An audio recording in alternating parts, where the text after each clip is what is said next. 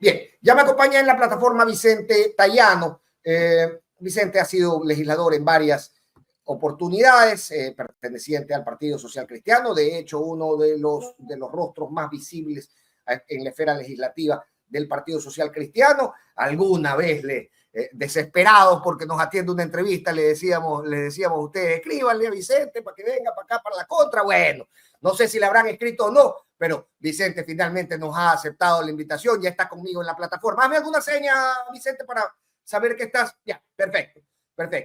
Entonces, lo voy a poner en pantalla, Vicente Tallano, para iniciar esta charla con conocido de largos años. Querido Vicente, qué gusto tenerte en la contra.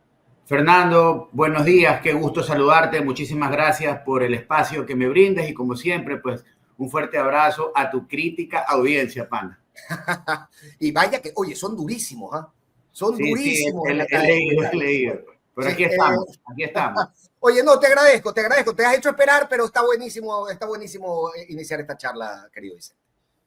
A la orden, aquí estamos. Bueno, cuéntame un poco, Vicente, cómo avanza la campaña, ¿no? Uno toma las encuestas que se han hecho públicas y dice, bueno, parece que esto estuviera exactamente partido a la mitad, que no hubiera mucho chance o mucha vía para otras alternativas. ¿Cómo lo están percibiendo ustedes, que vienen de una organización política sólida y fuerte y con presencia nacional, pero que se encuentran también con esta pared de lo que se muestra en los números que se han hecho públicos? Fernando, tú has graficado algo que yo lo he denominado un falso relato y una narrativa que desde el Ejecutivo se ha intentado poner sobre la mesa. Porque si bien es cierto, hay candidaturas, como en toda elección, que tienen un poco más de potencia y de respaldo que otras, también es cierto que la elección se la gana el día de trabajando, ocupando espacios y en el caso nuestro, con nuestra estructura, caminando mucho como lo hemos hecho siempre, escuchando al ciudadano y contándole qué vamos a hacer. Y desde ese punto de vista,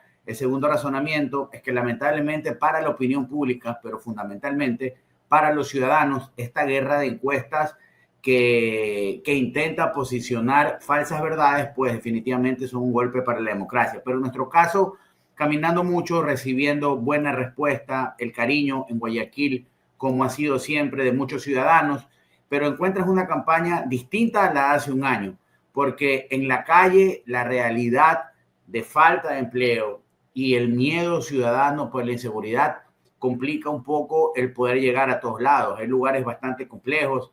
Aquí en Guayaquil, en La Prosperina, te puedo mencionar algunos, como el propio Durán, como el propio Playas, que son parte del Distrito 3, por el cual yo estoy terciando.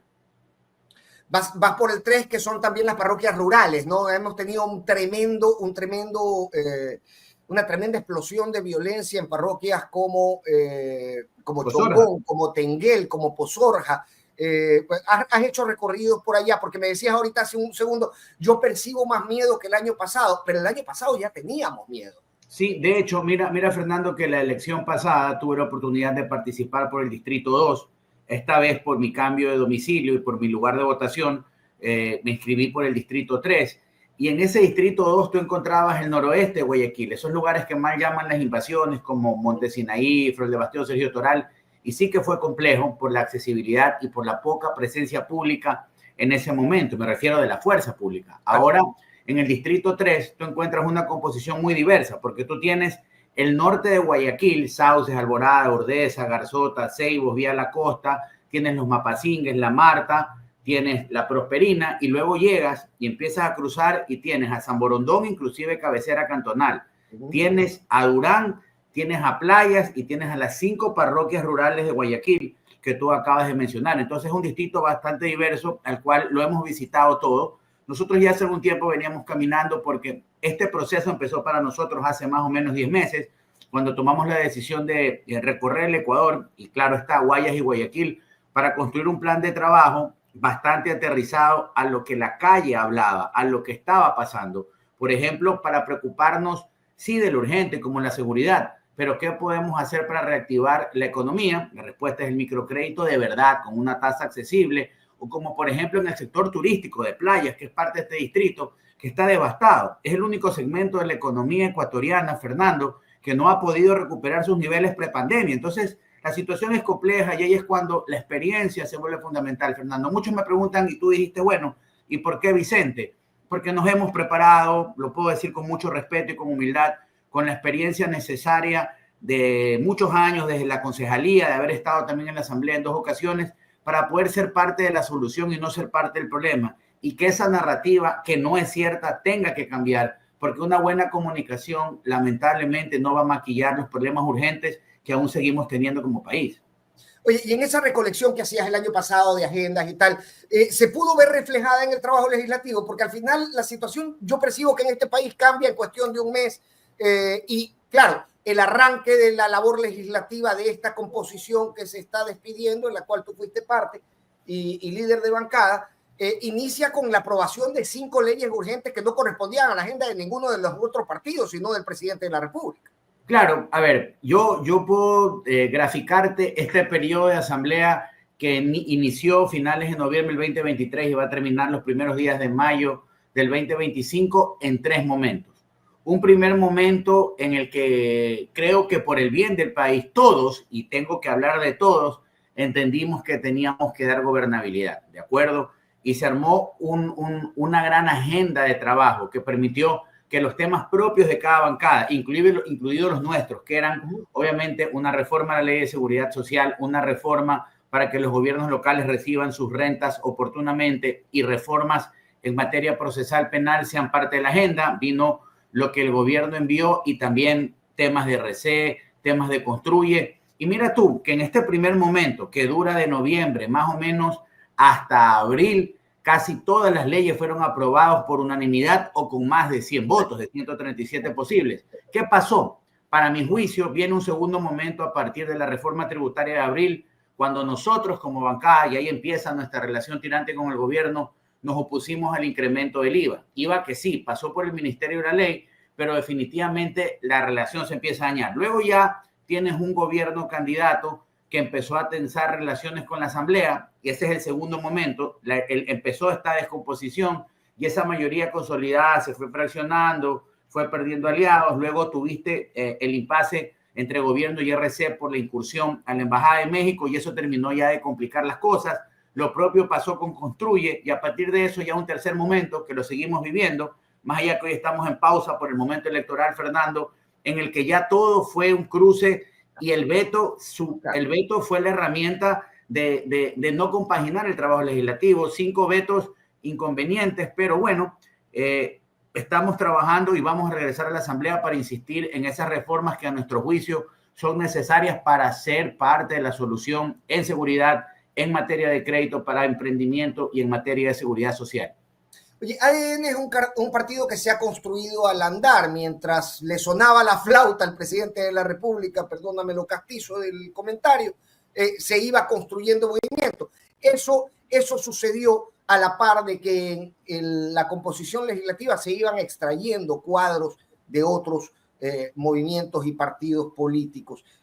¿Cómo lo han recibido ustedes? Ustedes han tenido una escuela de formación política de muchos años, pero hoy por hoy si uno toma la papeleta ve sí a 2 frutos de la construcción social cristiana como Henry Kronfle y Ayanna Pazle, pero luego vas y ves a Cristina en otro espacio de la papeleta, luego estuvimos a punto de ver al candidato de la elección anterior, Jan Topic, en otra opción en la papeleta. ¿Qué pasa con el Partido Social Cristiano? ¿Por qué se le fugan los cuadros más constituidos?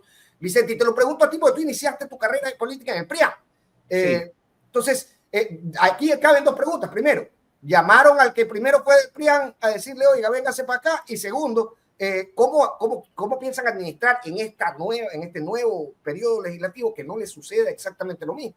Mira, Fernando, tu pregunta es interesante y la respuesta tiene que tener 2 tramos. El primero, definitivamente en una organización política el dinamismo lleva a que personas entren y personas se vayan.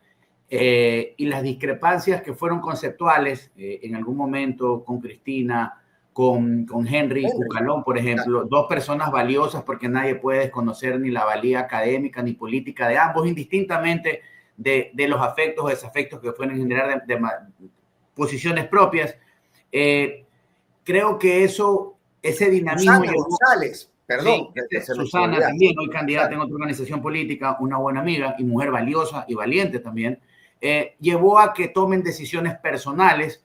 Seguramente sintieron que el camino no era el adecuado. Y yo creo algo, y lo he dicho siempre, yo en el 2015 formé una escuela de formación política que se llamó La Cantera en su momento, Fernando, porque creo en los procesos y creo que la política debe necesariamente tener relevos, pero relevos con formación, con fondo, no solo por la popularidad, porque nos equivocamos y en su momento el partido se equivocó y escogió cuadros de televisión que fueron aves de paso y están en otra organización política o están en la jubilación política por la falta de capacidad al momento de haber llegado a un cargo público, y estamos aprendiendo y creo que hemos aprendido de esas lecciones. El revés electoral que recibimos en el 2023 definitivamente fue un golpe muy complejo, no es menor cosa, luego de una administración de casi 30 años no haber podido llegar nuevamente a la alcaldía de Guayaquil y no haber podido sostener como consecuencia el resultado de Guayaquil la prefectura. Y para mí fue una gran oportunidad de no solo que el relevo se dé, sino de voltear la mirada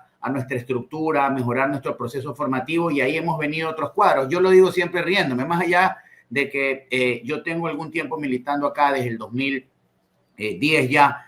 Era impensable que alguien de 44 años fuera el jefe de la bancada en un momento muy complejo como el que me ha tocado asumirlo.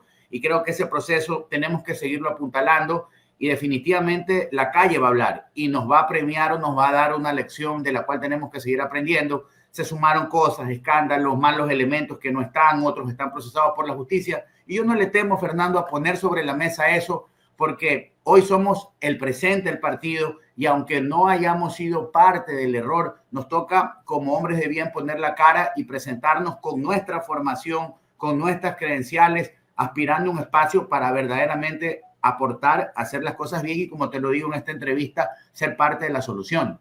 ¿Y cómo se ha planteado reconcebir el partido? Porque, a ver, has mencionado dos cosas tremendamente importantes. La primera es cuando el partido es fuerte en un reducto, pues bueno, si es que de alguna manera nacionalmente no llega a concretar objetivos, puede volver a su base y desde ahí volver a construirse. Ese reducto que por 30 años fue tradicionalmente social cristiano se ha perdido. Y por otro lado, el escándalo de Pablo Muentes no golpea poco.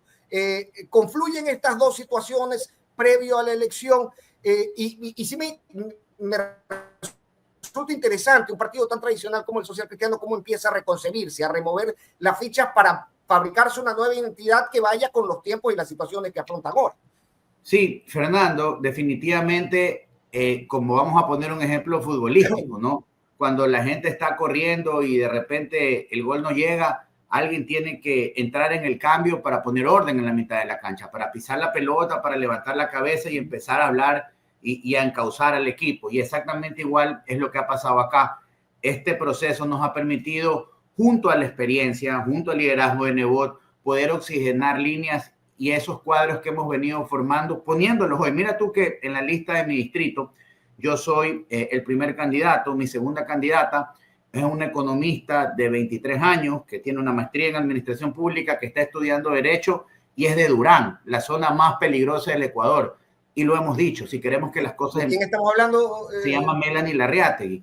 Okay. Tiene un trabajo social interesante allá, con comedores populares y con capacitación permanente, sobre todo para mujeres solteras.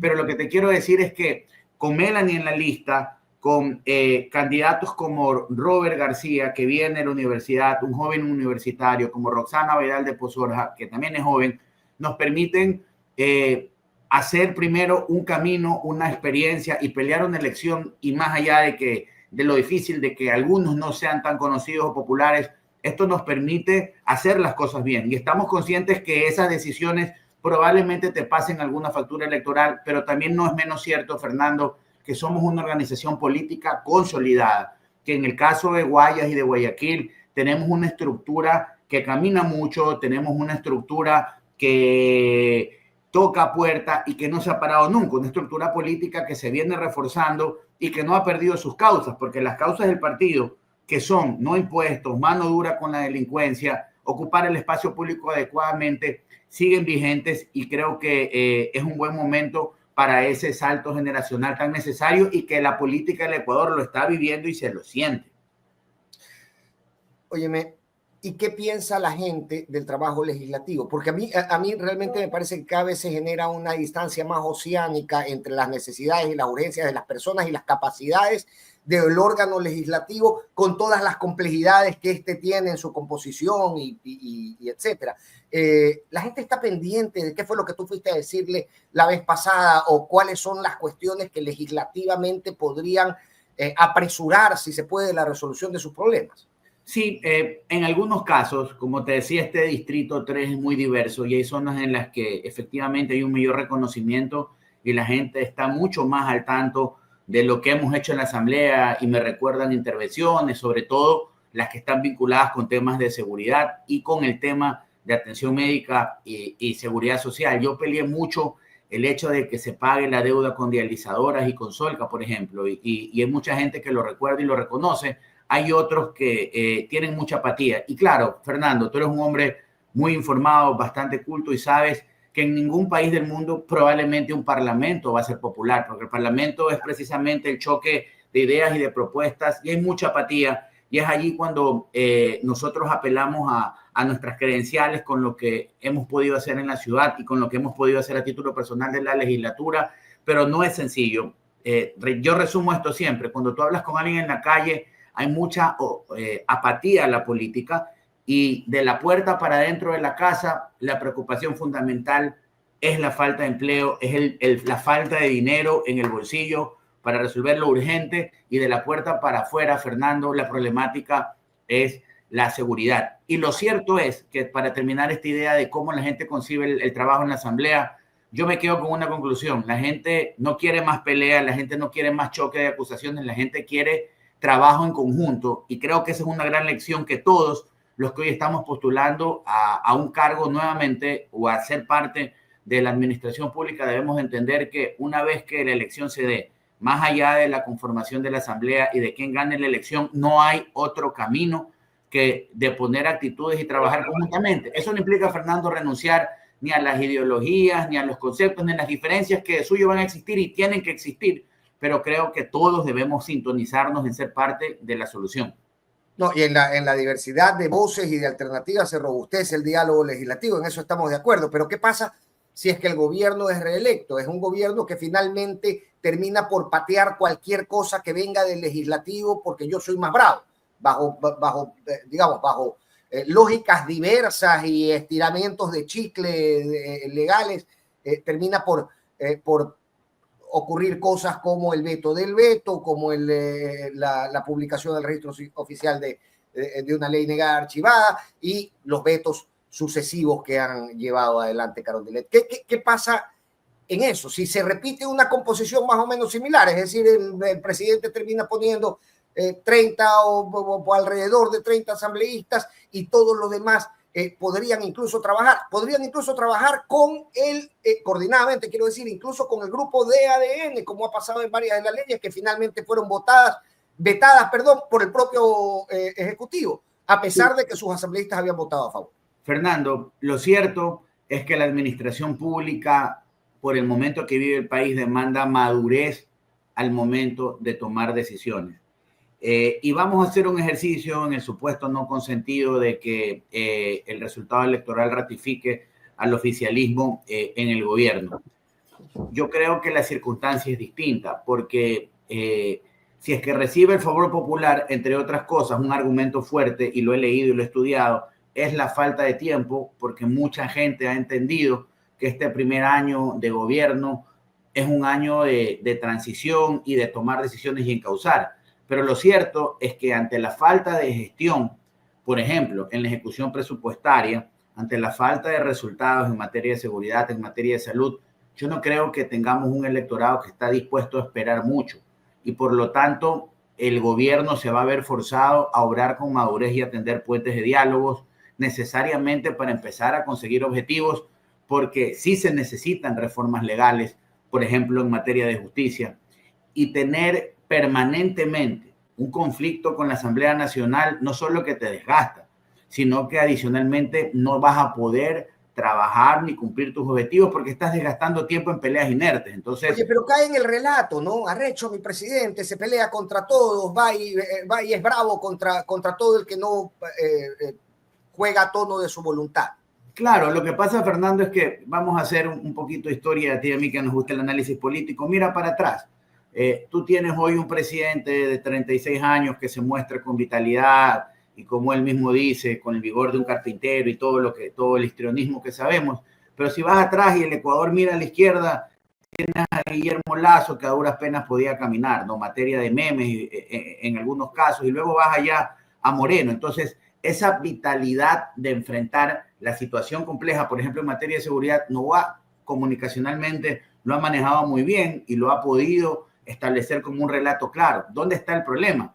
Que él empaqueta todo, es un hombre de pocas palabras, y ese viejo Ecuador es el que crea el problema. Yo te lo digo ni siquiera como un político, te lo digo como un ciudadano. Fernando, no se trata del viejo o el nuevo Ecuador, se trata de que todos entendamos que el país es uno solo y que los problemas no van a tener ni nombre, ni ideología, ni color, porque las soluciones ya no esperan. Entonces, yo creo que esta asamblea va a ser bastante diversa. Me rehúso a creer esa total polarización que se está presentando, y creo que una diversidad va a permitir poder tener un contrapeso que lleve a que una agenda país se ponga sobre la mesa. Si tú me preguntas a mí, ¿cuál yo creo que es el desafío que debe tener esta asamblea que inicia gestiones en mayo de este año? Es verdaderamente hacer un contrapeso válido para que la agenda de trabajo país sea prioritaria dentro de nuestras competencias y que el ejecutivo de turno entienda que tiene que dedicarse a gestionar y a resolver. Porque, mira, tú lo decías, nosotros probablemente vamos a terminar este mes. Yo creo que en esta semana podemos superar las 650, 670 muertes violentas, lo cual es gravísimo. Ya hay números oficiales, Fernando, y esto no es menor cosa. Se perdieron 260,000 plazas de empleo en el 2024 y fundamentalmente en el último trimestre del año.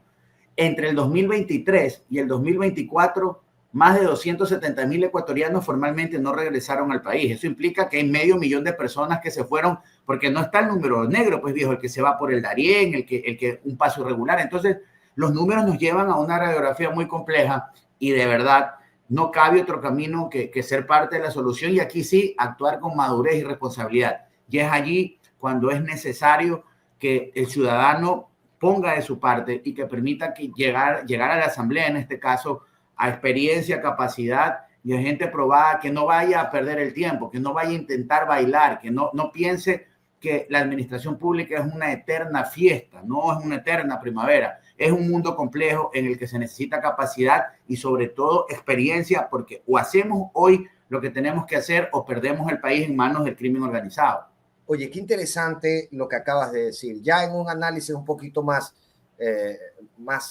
lejano en el tiempo, hemos visto que conformaciones del Congreso, conformaciones de la Asamblea que dedican días enteros al bailongo y al festejo de tal o cual, que cae muy mal en la ciudadanía. Lo caía cuando se llamaba Santiago Bucaram el que convocaba al baile, y cae ahora cuando aparecen las fotos de la tecnocumbia, etcétera, más allá de la impresión personal que pueda tener cada uno del género. Pero yo creo que asistimos a un tiempo de banalización del ejercicio político que no había vivido antes. O sea, todos estos elementos en los que tú y yo, seguramente adolescentes, viendo bailar en la asamblea, decíamos, pero mira, qué porquería, ¿no? Y tal vez sigue desagradándonos igual ahora de adultos.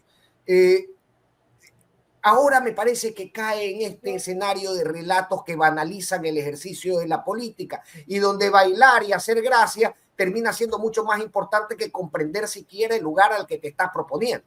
Y Fernando, tan claro es tu análisis y de verdad lo voy a tratar de ponerlo con mucho respeto. A ver, en el ejercicio de la política, más aún una campaña, observar y escuchar a tu contraparte y con quien estás compitiendo, peleando la curul, se vuelve importante. Y veo con mucha pena en el caso de campañas contrarias, inclusive de listas que supuestamente van a tener un volumen importante, sus candidatos cabeza de lista no van a una sola entrevista, no debaten, no los escuchas hablar ni siquiera del diagnóstico, menos aún de la solución y la propuesta. Y se reduce, como tú dices, a la actitud circense del baile, de la joda. Y está bien, todo tiene su momento y la campaña y la política debe tener alegría, pero están totalmente lejos de la propuesta y por otro lado encuentras a unos personajes totalmente perdidos, o sea, viejos, no han abierto la Constitución, pero sí, ni siquiera para decir la tengo aquí, me tomo el selfie, ¿no? Entonces, a mí me preocupa mucho eso, y me preocupa porque yo vengo de un proceso de formación académico, profesional, político, y esto no es cualquier cosa. El tener el favor popular y sentarte en una curul implica una gran responsabilidad que la tienes que ejercer, pero en esta campaña no hay debate. En esta campaña está primando lo banal, está primando lo laxo de la discusión, cuando hay que hablar de cómo vamos a aportar para crear condiciones para que haya empleo. Hay que hablar de cómo vamos a aportar, por ejemplo, para que nuestros adolescentes no sigan siendo tomados de la calle y sean la mano de obra de los grupos de delincuencia organizada. Sí, una discusión muy picante, muy dura como país, pero Fernando, como penalista te puedo decir, la tenemos que enfrentar, pero yo no escucho a nadie del oficialismo discutiendo eso. Veo en podcast, los veo haciendo memes, igual en otras campañas, y de verdad lo digo con respeto, pero también con profunda preocupación, indistintamente del resultado, y tenemos que hacer todo lo que tengamos que hacer para que el quehacer público mejore, Fernando. Y aquí todos tenemos algo que hacer, tú desde tu espacio, yo desde el mío, y fundamentalmente la ciudadanía. La ciudadanía tiene en sus manos la oportunidad de escoger capacidad o seguir con lo mismo, y si seguimos con lo mismo, con el bailecito, con la buena comunicación, con el maquillaje, la factura que nos va a pasar va a ser mucho más grave en número de personas que dejan el país, en número de personas que no pueden estudiar, en número de personas que mueren porque no reciben una diálisis, en jóvenes que encuentran en la calle y en perder el camino la opción de comer. Entonces, no estamos hablando, Fernando, de menor cosa. Claro. Ahora, y esto se agrava, porque, a ver, aquí nos sentamos aquí a conversar y decimos, ok, legislativamente, ¿sabes qué? Habría que cambiar tal o cual cosa, hacer tales reformas normativas, código de la democracia, ley de partidos, composición del CNE, lo que sea en ese sentido. Pero lo cierto, Vicente, es que los partidos políticos registrados en el CNE por ley tienen que tener escuelas de formación política, y eso no se está dando, muy al margen del trabajo de ustedes como asambleístas, muy al margen de cómo se ve si uno toma lectura de la composición de los organismos electorales. Lo cierto es que sabemos que en este país hay candidatos sin partido y partidos sin candidatos y matrimonios cerca de las elecciones entre ellos. Sí, mira, hay un tema que es claro. Si nosotros de verdad, y puede parecerle a muchos que esto es filosofía, no, es la realidad que tiene que empezar a cambiar para que las cosas en el país vayan mejor. Todos los partidos políticos reciben un billete del Estado, vamos a ponerlo criollo viejo, y ese billete ahí se tiene que ir para sostener las ideas conceptuales y para la formación permanente. Nosotros lo entendimos. Esa escuela de formación política que formé junto a Josué Sánchez en el 2015, hoy es un centro de capacitación que ha desarrollado una plataforma de desarrollo de habilidades en derecho, en política, en economía, en marketing, en manejo de campañas políticas, que este año 2025 cumple 10 años, que ha costado tiempo y que también nos ha costado en algunos casos elecciones, pero vamos a seguir apostando por esa gente formada. Yo creo que tenemos que ir allá a revisar aquello.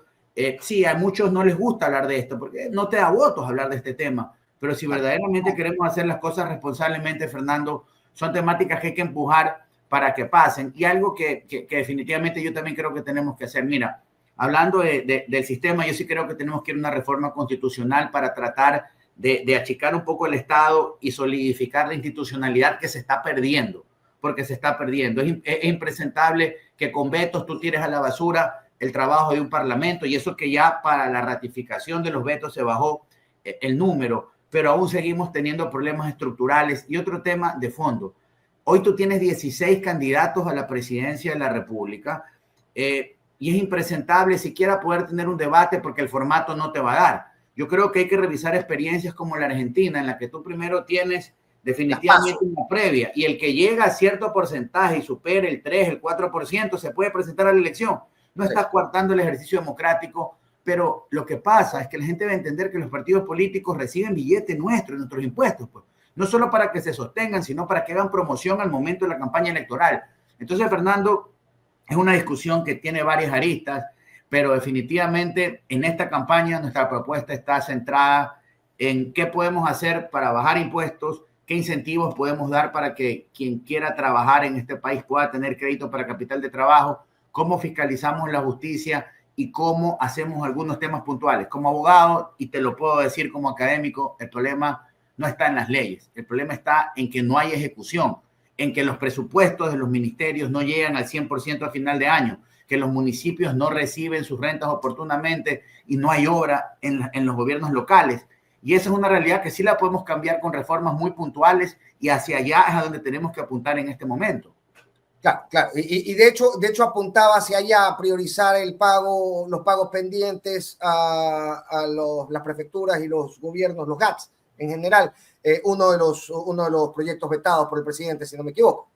Así es, vetó ese proyecto era concreto, que quede una fecha establecida en los primeros 5 días del mes para que todos los municipios, juntas parroquiales y prefecturas reciban su dinero. Segundo, que se establezca un cronograma de pago de esa deuda vencida y bastante vieja. Un tema elemental para que el desarrollo local llegue. Mira, el día de hoy hay una problemática. Tú tienes un presupuesto que bordea los 35,000 millones de dólares. Solo el 1%, 350 millones de dólares, de acuerdo a lo que dice el propio presupuesto, está destinado a obra pública. 350 de 35,000 es nada. Es allí eso es destinación de presupuesto, de ahí a la ejecución tenemos otra carrera. Pues, ¿no? Ya, y sin duda, y ahí es cuando se vuelve importante que la obra pública la haga el municipio, pero para hacer obra pública, la calle, el agua, el alcantarillado, la cancha, el parque, la iluminación, tiene que recibir pues sus rentas. ¿Y sabes por qué, Fernando? Porque cuando el Estado entiende que invierte en bienes y servicios, mueve la economía, genera plazas de trabajo y también tiene recaudación tributaria. Esto es lección de economía viejo 0.1 del preuniversitario, pero aunque sea elemental, tenemos que volver a poner este tema sobre la mesa de discusión porque allí es parte de una solución. Y eso te presenta otro problema. Yo he conocido, para no colocar el peso de este comentario sobre ti, Vicente, yo he conocido de alcaldes que han sido en muy castizo chantajeados por el gobierno. ¿Quieres hablar en contra del gobierno? Entonces cobras en papeles, tarde, mal y nunca.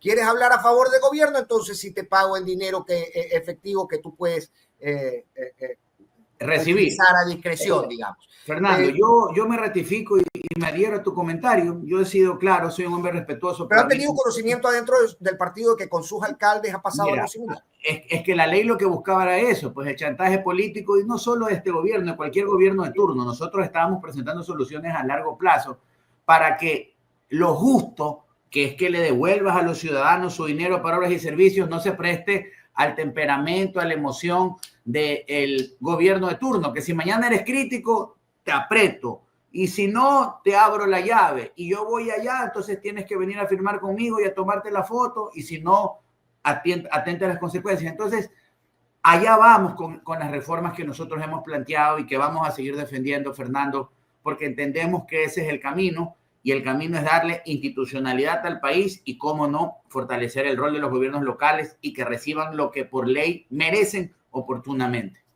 Oye, ¿tienen ya un cálculo de cuántos asambleístas más o menos podrían prever que van a tener? Bueno, nosotros estamos trabajando para poder mantener nuestra bancada, que fue 18 legisladores. Tenemos cuadros importantes, fundamentalmente en toda la costa ecuatoriana, y estamos haciendo todo lo que el manual dice, Fernando, para poder tener un buen resultado. La experiencia que tengo luego de la elección de la concejalía y de las 2 asambleas anteriores es que las elecciones no se las ganan con las encuestas. Las elecciones se las gana el día de, haciendo lo correcto, trabajando, como en esta entrevista, aprovechando los espacios para debatir tesis, decir qué vamos a hacer, inclusive tocar los temas que otros no quieren tocar, y lo vamos a hacer hasta el último día, y nosotros estamos muy optimistas de que vamos a tener un buen resultado para ser parte de la solución y para darle gobernabilidad al país. Óyeme, y yo he visto, ya para ir concluyendo, querido Vicente, he visto a Henry Kronfle pasar en varios, estar frente a las cámaras y decir, oiga, aquí están las encuestas en las que yo voy tercero. Ahora me dices, ¿sabes qué? No se hace esto tanto con encuestas. ¿Cómo están de alguna manera midiendo también el resultado de esos recorridos, de ese sacrificio que al final del día uno deja antes de la campaña, que es agotador? A ver, sí manejamos encuestas y nuestras encuestas difieren mucho del posicionamiento y ponen a Kronfle con el 3, el 4%, ¿no es cierto? Nosotros históricamente hemos tenido un voto presidencial, por ejemplo, que siempre ha estado arriba del 10%, entonces difícilmente lo vas a perder de un año a otro, porque hace un año tuvimos una campaña en el que nuestro candidato presidencial llegó al 17%. Punto uno. Punto dos, la calle habla, viejo, y la calle dice otra cosa. Lo que escuchas, cómo te reciben y también cómo se formula la crítica. Por lo tanto, nosotros hemos diferido mucho de lo que las encuestas dicen, las manejamos inclusive para apretar, para ver cómo va la comunicación, cómo va el discurso, y lo hemos hecho porque es un insumo técnico de los tantos que tú usas en una campaña. Pero, repito, más allá de que estar, en mi caso, nuestros números nos dan un triunfo importante, consolidado, una curula ya, pero lo importante es hacer lo que tenemos que hacer para el día que contemos los votos, y ya nos estamos preparando. Tenemos un ejército para hacer control electoral, vamos a recabar todas las actas y vamos a pelear voto a voto para hacer defender la voluntad ciudadana y el espacio que tiene en la provincia del Guayas las 6 aliados. Oye, había el mito, de esto estamos hablando ya de cuchicheo de pasillo, de que Guillermo Lasso ganó gracias al control electoral, famoso por amplio y por su experiencia del Partido Social Cristiano. De nuevo, esto era chisme de pasillo, ¿no? No es que Lasso no hubiera ganado. Pero el asunto es Vicente, ¿realmente se tiene que hacer ese control electoral en la democracia de este país bajo la premisa de que si no lo haces no ganas? Ese es el estado de salud de nuestra democracia. Sí, lamentablemente un consejo electoral cuestionado, con unos personajes impresentables dirigiéndolo, te lleva necesariamente a no confiar y a organizarte y a recoger todas las actas y armar un centro de cómputo y un equipo jurídico que te permita defender tu trabajo, pero fundamentalmente la voluntad ciudadana. Y es allí cuando voto a voto, con actas rezagadas que después se contean o con tus impugnaciones, resulta que recuperas miles de votos. Y te preguntas, ¿cómo tuve que llegar a esto si se supone que el juego tiene que ser limpio, que hay tecnología por medio? Y eso se da. De hecho, la elección seccional estuvo envuelta en una serie de dimes que diretes, allanamientos, boletas para el que dirigía la delegación provincial del Guayas. Entonces, es un tema asqueroso, Fernando, con mucho respeto, pero es parte del juego y nosotros lo entendemos así, y tenemos, así como tenemos una gran estructura de calle que nos permite llegar con nuestro mensaje y tocar puerta muy duro, gastar suela de zapatos, también entendemos que hay que recoger todas las actas, que hay que procesarlas y que hay que tener un equipo de abogados para hacer ni más ni menos que respetar la voluntad popular. Bien, Vicente, te mando un abrazo, te agradezco de verdad esta charla, ha estado muy interesante y me gustaría tenerte de vuelta. Fernando, cuando quieras, yo no tengo tu contacto, lo voy a pedir, y como siempre agradecerte, ¿verdad? Valoro mucho que espacios críticos como este me den la oportunidad de conversar fundamentalmente, y es importante porque el momento que vivimos como país es muy complejo, Fernando. Es momento de ser parte de la solución, y quienes estamos preparados y formados tenemos que estar ahí. Así es que, Fernando, te agradezco mucho, espero verte pronto, y cuando volvamos a conversar, decirte ganamos esa curul y estamos para ir para adelante. Un fuerte abrazo. Un fuerte abrazo para ti, los mismos deseos, Vicente. Buen viento y buena mano. Gracias. Vicente Tallano, asambleísta por el Partido Social Cristiano en este último periodo legislativo, pero además fue concejal de Guayaquil y ha sido una figura importante también en el desenvolvimiento de al menos los últimos 10 o 15 años de este partido. Un partido que, como decíamos hace un momento, está en una reconfiguración, ha perdido sus dos trincheras principales, donde cuando uno va perdiendo la batalla o se ve complicado en la batalla, ¿dónde se retira? Se retira a su trinchera principal, a ese lugar donde se siente seguro y desde donde se puede reconcebir y de nuevo salir a la lucha. El asunto es que el Partido Social Cristiano perdió, creo yo que por sus propios errores o por los propios errores de las gestiones de quienes estuvieron ocupando esos cargos, la alcaldía de Guayaquil y la prefectura de Guayas. Eso los pone en una situación compleja para un partido tan grande, porque al final, hoy por hoy, tienen que empezar a reconcebirse, empezar a renovar ideas. Ya le pasó al Partido Social Cristiano anteriormente. Recordemos una cosa, ellos pierden la elección del 96 y sucede Bucaram, sucede Alarcón, colocado ahí también por gestión del social cristiano, ¿no? Es decir, son una entidad política que venía no solamente de ser finalista en la elección con Jaime Nebot, perdiendo con Abdalá Bucaram, finalista en las dos últimas, ¿no? Porque en el 92 perdieron contra una cuña de su mismo palo, segundo fundador del Partido Social Cristiano, Sixto Durán Ballén. Y en el 96 pierden contra Bucaram. El partido estaba muy activo a nivel legislativo, eso le permitió, estaba vivo León Febres Cordero y muy activo también a nivel político. Eso les permitió gestionar la caída de Bucaram y nombrar, y de esto ya tenemos, ha pasado tanto tiempo que han incluso llamadas telefónicas grabadas hemos podido escuchar, donde León Febres Cordero dispone a César Verduga como ministro, etcétera, etcétera. Incluso alguna llamada también en la que se escuchaba a Jaime Nebot, si no me equivoco, podría estar equivocado, todavía es información de hace algunos años. Pero ellos, cuando se convoca la elección del 98, no consiguen construir una candidatura y no participan. El Partido Social Cristiano no participa con candidato, tal vez desde que yo recuerde es la única elección donde el Partido Social Cristiano no participó con candidato, la elección del 98, y terminan por apoyar a Yamil Maguad en contra de Álvaro Noboa, padre del actual presidente. Y luego, 4 años después, en la elección del 2002, sucedía más o menos lo mismo, aquella elección que gana Lucio Gutiérrez, y que era una... querido David, tú me ves aquí hablando, hermano, yo no te estoy censurando nada, me extraña eso que me dices. Y doña Produ, no creo, usted le está cargando a David Murillo, doña Produ, no creo. Sí, disculpa David, acabo de leer tu mensaje, pero realmente acá me ves conversando con ustedes, no lo... Pero te estoy viendo, han gobernado los tres juntos con el PSC. Han gobernado con el PSC, ahora no puedo mencionar al PSC. O sea, yo te estoy leyendo, David, no sé si hay algún problema tal vez de conexión que no permite que tú veas los comentarios, pero yo te estoy leyendo bien.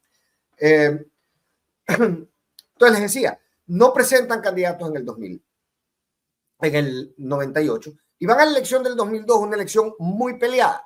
Esa elección tuvo a Rodrigo Borja, que ya con la reforma de la elección del 98 podía aspirar a reelegirse, podría aspirar a otro periodo de gobierno. Tenía a Osvaldo Hurtado, que nos hizo el favorcito de mostrarnos a todos lo que era en cuanto a apoyo popular. No llegó al 1%, si no me equivoco, en un partido que, por supuesto, después de esa elección desapareció. Patria Solidaria se llamaba, que le decían Patria Solitaria porque era él solito. Y aparte tenía otros cuadros que llamaban algo de atención, ¿no? Estaba, si no me equivoco, el señor Antonio Vargas, gestor de la caída de Maguad. Estaba Jacobo Bucaram en representación del PRE. Estaba León Roldós, que llegó a un digno tercer lugar en esa elección.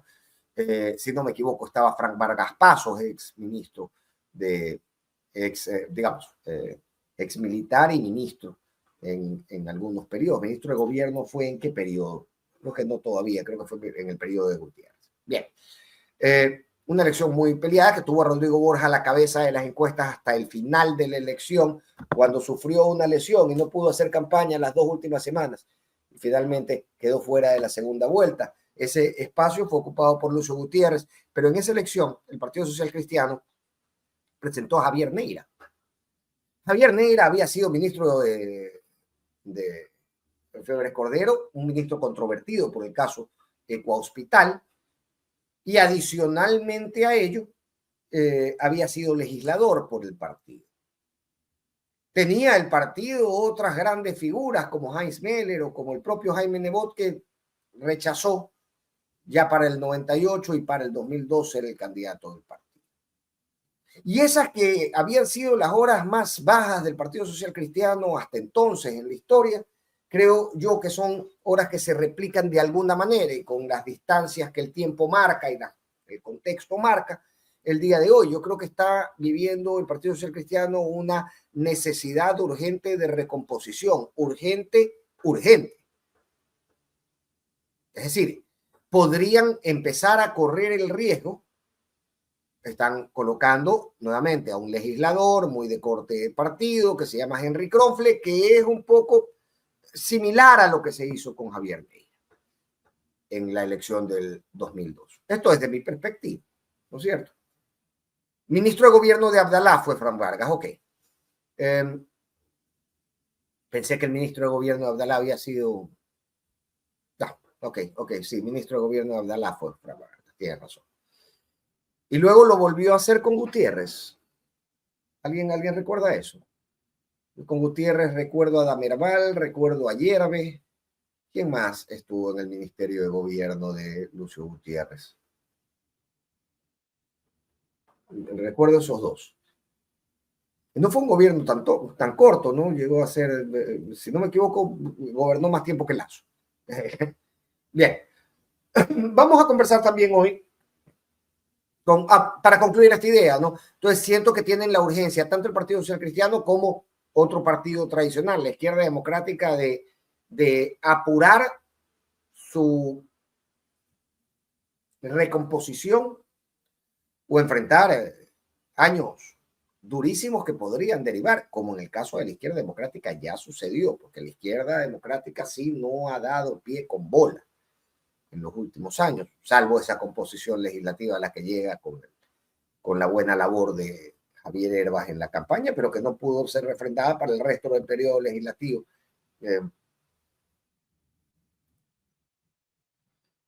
No pudo ser refrendada para el resto del periodo legislativo en la elección que gana Daniel Noboa, y ya la Izquierda Democrática pasó de tener algo así como 19 o 18 asambleístas a tener 0. Algunos se avivaron, ¿no? Y habiendo entrado por la Izquierda Democrática en el periodo anterior, ahora se colocaron con el gobierno, entonces entraron algunos en esta elección a completar el periodo, pero lo cierto es que, por ejemplo, el señor Ekner Recalde, que entra por ADN, entró en el periodo anterior por la Izquierda Democrática. Dos partidos tradicionales que se empiezan o más bien, que viven horas de grandes desafíos para reconcebirse y para seguir participando con la misma fuerza en las elecciones que casi año a año, casi año a año tenemos en el país. Ok, Gaby, que después del gobierno de Bucaram, Vargas Pasos dejó la vida pública. Ok. Sí, no sé por qué me parecía recordarlo en el gobierno de Gutiérrez, tal vez no es así. Sí, no, de hecho no, es muy probable que no sea así.